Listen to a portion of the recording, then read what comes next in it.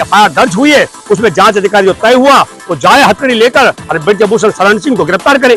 ब्रजभूषण पहाड़ के रहने वाले हैं, कोई वो जंगली जानवर तो है नहीं आदमखोर कि जिसको वन विभाग के लोग जाके ढूंढेंगे। वो तो कहाँ है ब्रजभूषण का घर, मैं दिखाता हूँ। ब्रजभूषण सिंह के घर चले और गिरफ्तार करके जेल में डाले। होना यह चाहिए था कि भाई एफआईआर दर्ज न करने वाले कनाल प्लेस थाने के पुलिस कर्मियों को जेल भेजना था। अपराध किया उन्होंने। ब्रजभूषण शरण सिंह ने कहा कि अगर मैंने मुंह खोला सुनामी आ जाएगी। ब्रजभूषण शरण सिंह के पास नरेंद्र मोदी की कोई ऐसा राज है, अमित शाह का कोई ऐसा राज है, नड्डा का कोई ऐसा राज है, भाजपा के अध्यक्ष का, जिसको खोल देने से सुनामी आ जाएगी। ये तो वो बोले हैं। अभी ये बेटियां बैठियां यौन शोषणकर्ता के खिलाफ, और वो कह रहा है कि ये सरकार के खिलाफ। तो यौन शोषण करने वाला ब्रजभूषण शरण सिंह और नरेंद्र मोदी मौन है, तो इसका मतलब हुआ कि ब्रजभूषण शरण सिंह यौन शोषण करता सरकार में तब्दील हो गया, और सरकार का ब्रजभूषण जैसे यौन शोषण के रूप में तब्दील हो गई। मौन का मतलब भी सहमति होता है। कह रहा है कि पैसा लेकर बैठी है। तो मैं आपके माध्यम से दावा करता हूं वो अपने परिवार की महिला को बिठाए झूठी एफआईआर दर्ज कराने के लिए, तो हम झोली भरवा देंगे। पैसा इकट्ठा करें, हम चंदा करेंगे देश से इकट्ठा।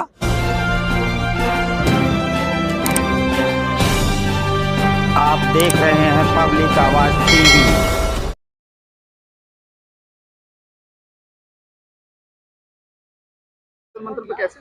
जंतर मंतर पर आपको मालूम है कि हमारे देश में ओलंपिक पदक विजेता बेटियां यौन शोषण करता भाजपा के एक बड़े नेता हैं ब्रजभूषण शरण सिंह, उसके गिरफ्तारी की मांग को लेकर मुकदमा दर्ज करा दिए और गिरफ्तारी की मांग को लेकर धरना दे रहा 13वां दिन है। देश के प्रधानमंत्री से क्या अपील? प्रधानमंत्री की जिम्मेदारी बनती है कि प्रधानमंत्री ने जांच अधिकारी होता है, मुकदमा दर्ज होने के बाद वो जांच अधिकारी पर विराम लगा दिया कि गिरफ्तारी ना करे, बस उसको छूट दे दे कि वो कानून का पालन करे, उसको रोकना बंद कर दे। प्रधानमंत्री, गृह मंत्री उसके हाथ पैर न बांधे, उसे कहे कि भाई तुम अपनी ड्यूटी जिम्मेवारी का निर्वाह करो। जिम्मेवारी का निर्वाह यह बनता है कि एफआईआर दर्ज हुई है, उसमें जांच अधिकारी जो तय हुआ वो जाए हथकड़ी लेकर और ब्रजभूषण शरण सिंह को गिरफ्तार करे। ब्रजभूषण पहाड़ के रहने वाले हैं, कोई वो जंगली जानवर तो है नहीं आदमखोर कि जिसको वन विभाग के लोग जाके ढूंढेंगे। वो तो कहाँ है ब्रजभूषण का घर, मैं दिखाता हूँ। ब्रजभूषण सिंह के घर चले और गिरफ्तार करके जेल में डाले। ब्रजभूषण की गिरफ्तारी अगर हो जाती है, क्या ये प्रोटेस्ट खत्म होता है यहाँ पे? हाँ, उसके बाद खत्म होगा। देखिए, अपने समझ लीजिएगा, ब्रजभूषण शरण सिंह पिछले 12 साल से फेडरेशन का अध्यक्ष है और उसने बालिग और नाबालिग बेटियों का यौन शोषण किया। जो उसके खिलाफ शिकायत है पॉस्को के तहत आप समझ सकते हो कि तत्काल एफआईआर दर्ज होती है और एफआईआर दर्ज होने के बाद गिरफ्तारी के बाद जमानत नहीं होती है। हम तो बहुत रोचक बड़ा विषय है, बहुत मेरे जीवन का पहला अनुभव देख रहा हूं मैं कि एफआईआर दर्ज कराने के लिए क्या यौन शोषण की जानकारी आपको है?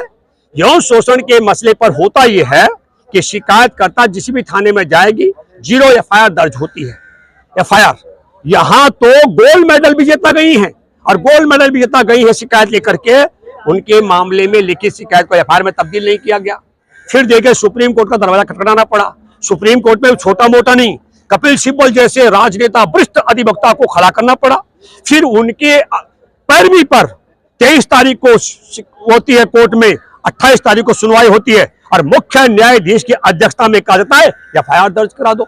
एफआईआर, एक मिनट, एफआईआर तो स्वाभाविक दर्ज होती थी। होना यह चाहिए था कि भाई एफआईआर दर्ज न करने वाले कनाल प्लेस थाने के पुलिस कर्मियों को जेल भेजना था। अपराध किया उन्होंने। अगर उनको जेल भेज दिया गया होता तो मैं दावे से कह सकता हूं कि एफआईआर दर्ज होने के बाद जांच अधिकारी ब्रजभूषण को गिरफ्तार कर चुका होता और यहां पर ये बालिकाएं खुले आसमान के नीचे नहीं पड़ी होती। इनका एक एक दिन में एक एक महीने की एक्सरसाइज जाया हो रही है, आपको मालूम है? ये दिक्कत आ रही है। क्या ब्रजभूषण प्रधानमंत्री से ऊपर हो गए? नहीं, ब्रजभूषण शरण सिंह ने जब धरने में बैठी 18 जनवरी को, तो ब्रजभूषण शरण सिंह ने कहा कि अगर मैंने मुंह खोला सुनामी आ जाएगी।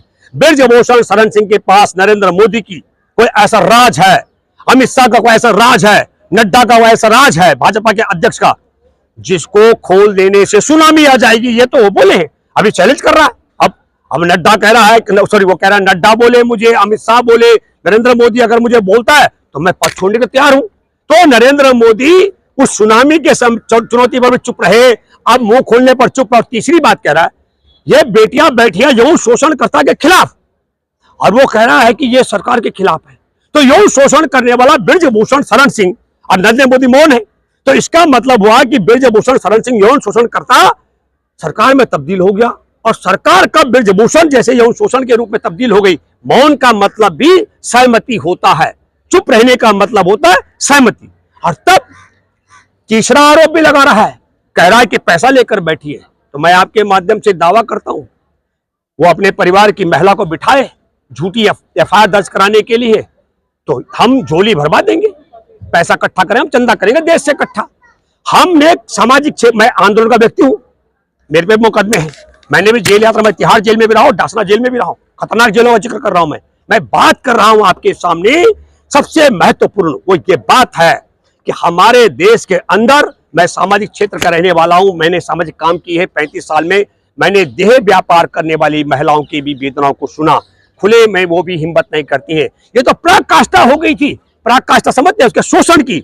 इन बेटियों ने साहस किया, हम तो सैल्यूट करते हैं। और मैं उदाहरण देता हूं, कई लोग सवाल कर रहे हैं जैसे पत्रकार कि देर से क्यों आई ये लड़कियां।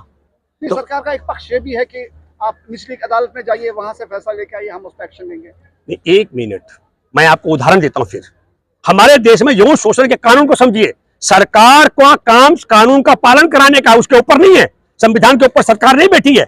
हमारे देश के अंदर जो कानून आ जाए, ये तब भी था जब मनमोहन सिंह प्रधानमंत्री थे। मैं मनमोहन सिंह की कार्यकाल की आपको बात सुनाता हूं। हमारे देश में एक इनका संत था आसाराम, वो इतना ताकतवर था जिसकी चौखट पर लाल कृष्ण आडवाणी, मुरली मनोहर जोशी, नरेंद्र मोदी, शिवराज चौहान से मत्था टेकते थे। उस आदमी ने अपनी ही बेटी, भक्त की बेटी के साथ बलात्कार किया अगस्त 2013 में।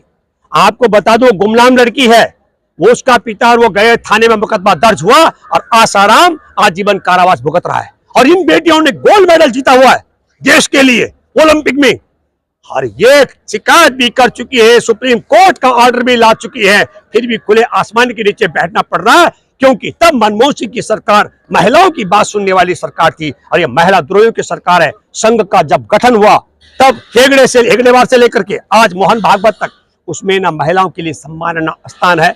इसीलिए कानून वही है, कानून नहीं बदला, लेकिन सत्ता के शिखर पर लोग बैठे हैं, वो बदल गए।